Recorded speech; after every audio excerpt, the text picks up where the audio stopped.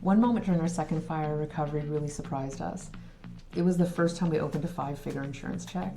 That moment can feel very emotional because it represents your belongings, but emotionally it can also feel like unexpected money. And that's where people sometimes make mistakes. Those checks are not a reward, they're rebuilding funds. After a house fire, one of the confusing parts of the recovery process is understanding how the insurance companies actually work. Most homeowners imagine something simple. They assume the insurance company calculates damage, writes a check, and that's the end of the process. But that's almost never how it works. Insurance payments after a fire usually arrive in stages. Different checks, different timelines, different purposes. And if you as the homeowners don't understand how that system works, you can accidentally make decisions that cost you a lot of money during the recovery process. This video is going to be a little longer than some of our others because this is one of the stages where homeowners accidentally leave thousands of dollars on the table and they don't even realize it. If you stay with us for the whole video, we're going to explain how the payment system works, what the different checks mean, and how understanding the structure can help you make better decisions during your recovery. None of this is about exaggerating a claim. It's simply about understanding how the system works so you receive the full value your policy provides. Before we go deeper into the insurance payment system, let me give you one piece of advice. This could save you a lot of money. When the insurance company checks start arriving, don't rush to replace everything immediately. Most homeowners feel pressure to recreate their household as quickly as possible. We sure did. Yeah.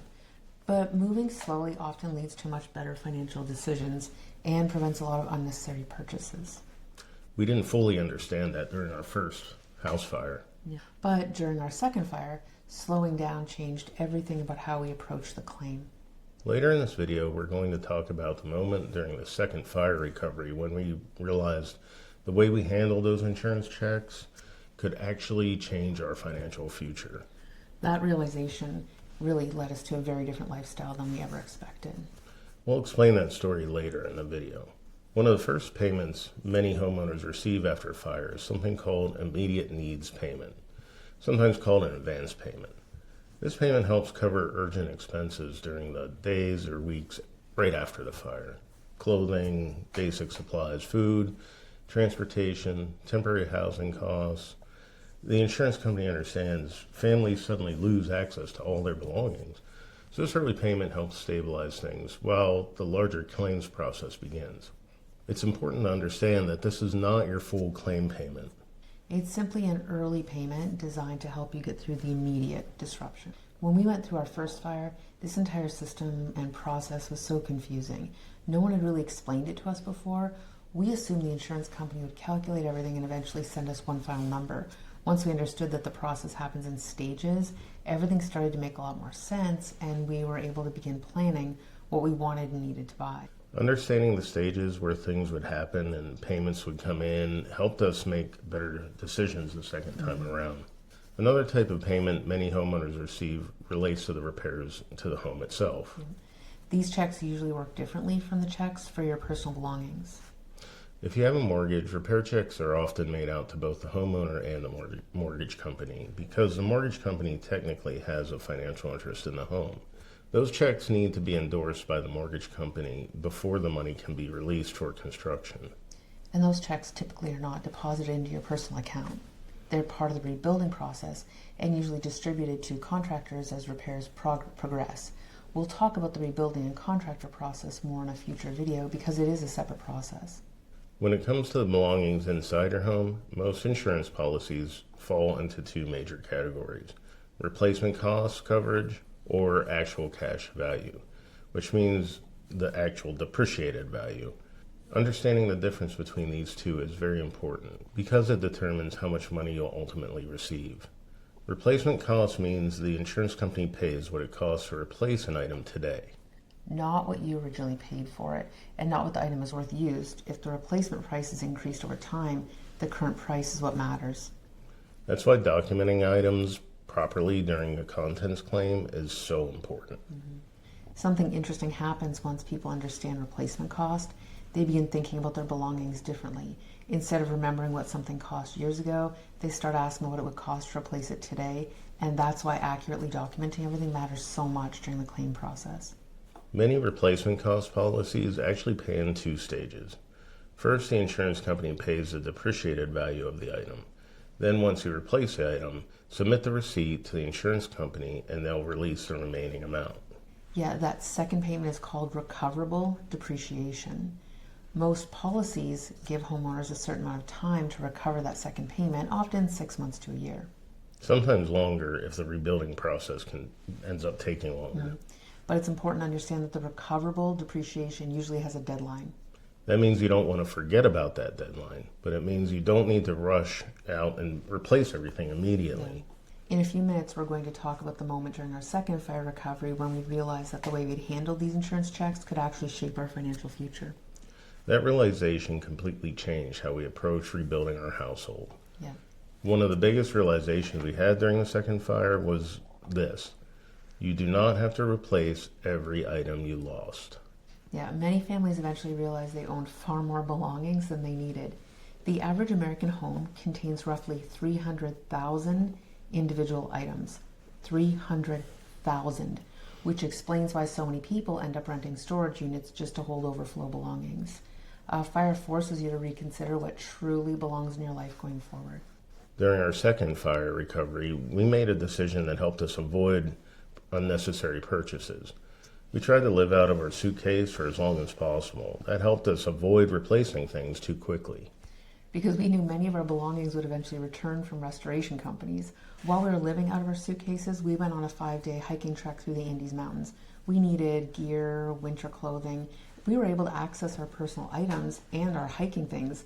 The company that had them cleaned and was storing them was very helpful. Remember, you can ask for items back and go through your stuff.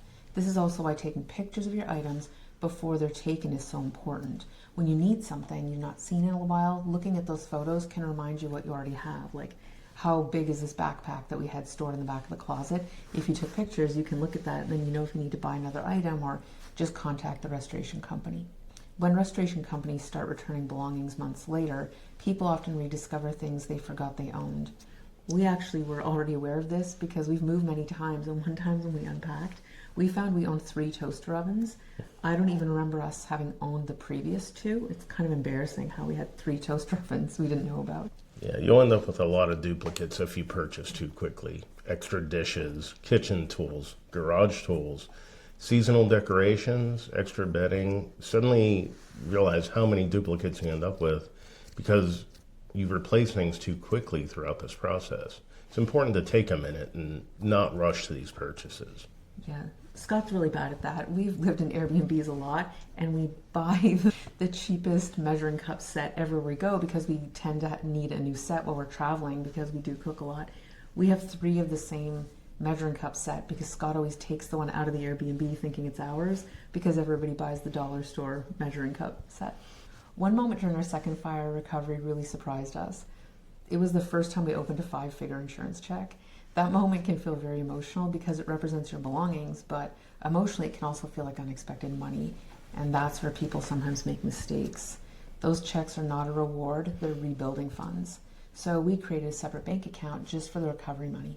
That helped us make more thoughtful decisions. There are really 3 common mistakes that homeowners make when these checks start arriving. Mistake number 1, spending emotionally. You've been through a traumatic experience, and that's easy to do. Yeah, shopping therapy feels good. Mistake number 2 is replacing everything immediately. We already mentioned why you don't want to do that. And mistake number 3, not realizing the opportunity to rebuild intentionally. Yeah, one of the things we did really well was we went on Facebook Marketplace. Sometimes we bought really high-end secondhand items.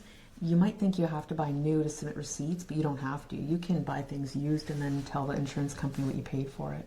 Rebuilding after a disaster creates a rare moment. Your household is essentially starting over, which can be an incredible opportunity. It's an opportunity to choose better quality items than you had before. Yep, to own fewer unnecessary things. Yes, and design your household intentionally. Many insurance policies also include category limits. For example, jewelry, electronics, collectibles, and understanding these limits helps avoid surprise during the claims process. We're curious about something. If you've gone through a fire recovery process, what was the category of belongings you almost forgot to include in your inventory? Was it pantry items, garage tools, hobby supplies? Sharing those examples can actually help other homeowners remember things they might miss. Please share in the comments below. Everything we talked about in this video leads to a much bigger idea. The way you handle these insurance payments can shape your financial future, and this is in ways you really might not expect. In the next video, we're going to explain how the decisions we made during our second fire recovery eventually allowed us to transition into early retirement and a life of travel. It's not something we expected, but once we understood how the insurance process worked, the recovery period became a turning point. And in the next video, we'll show you exactly how that happened.